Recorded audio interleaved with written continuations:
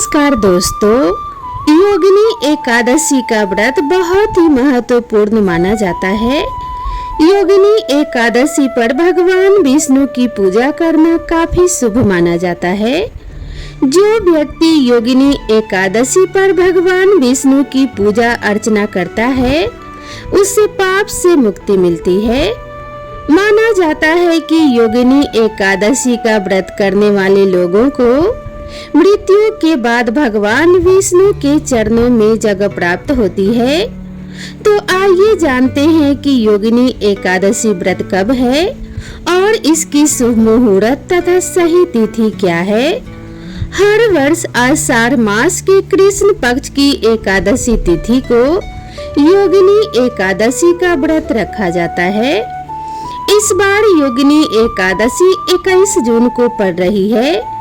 ऐसा माना जाता है कि योगिनी एकादशी के दिन व्रत और पूजा करने से व्यक्ति को 88 ब्राह्मणों को भोजन कराने के समान पुण्य फल प्राप्त होता है। योगिनी एकादशी के दिन भगवान विष्णु की खास पूजा अर्चना की जाती है।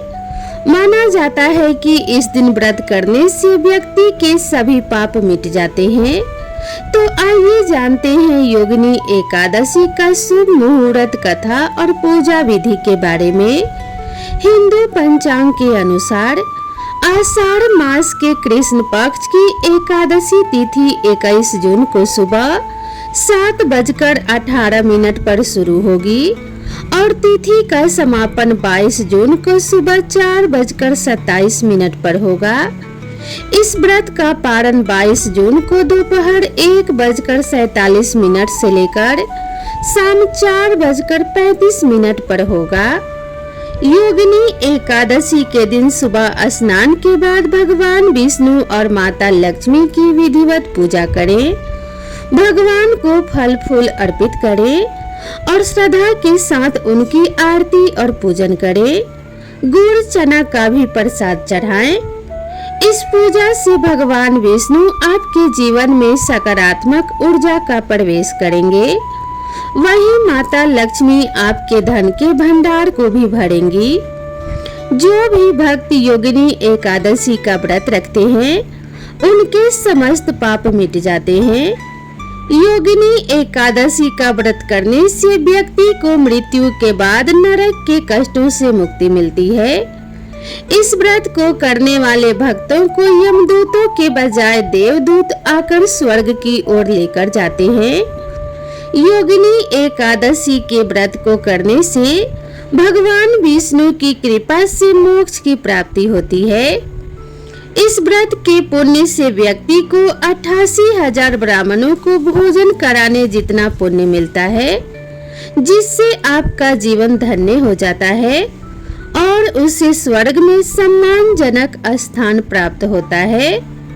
तो चलिए प्रेम पूर्वक भगवान विष्णु की इस पावन व्रत कथा का श्रवण करते हैं, क्योंकि बिना व्रत कथा श्रवण के कोई भी व्रत संपूर्ण नहीं माना जाता। व्रत कथा के श्रवण के बाद ही व्रत का संपूर्ण फल प्राप्त होता है। तो चलिए कथा को शुरू करते हैं। प्राचीन समय में अलकापुरी नगर में राजा कुबेर के महल में हेम नामक एक माली रहता था। उसका काम भगवान शिव की पूजा के लिए मानस सरोवर से फूल लाना था। एक दिन अपने पत्नी के साथ समय बिताने के कारण वह देर से फूल लेकर दरबार में पहुंचा। इससे क्रोधित होकर राजा कुबेर ने उसे कोढ़ रोग होने का श्राप दे दिया। श्राप के कारण हेममाली भटकने लगा और एक दिन मार्कंडेय ऋषि के आश्रम में पहुंच गया। ऋषि ने अपने दिव्य दृष्टि से हेम की स्थिति का कारण समझ लिया और उसे योगिनी एकादशी के व्रत को करने की सलाह दी। इस व्रत के प्रभाव से हेम का कोढ़ ठीक हो गया और उसे मोक्ष की प्राप्ति हुई। इस प्रकार जो भी योगिनी एकादशी का व्रत करता है, उसे सभी तरह के कष्टों से मुक्ति मिलती है और उसका जीवन धन्य हो जाता है। भगवान विष्णु और माता लक्ष्मी की कृपा उन पे सदा बरसती रहती है। तो प्रेम से बोलिए ओम नमो भगवते वासुदेवाय नमः।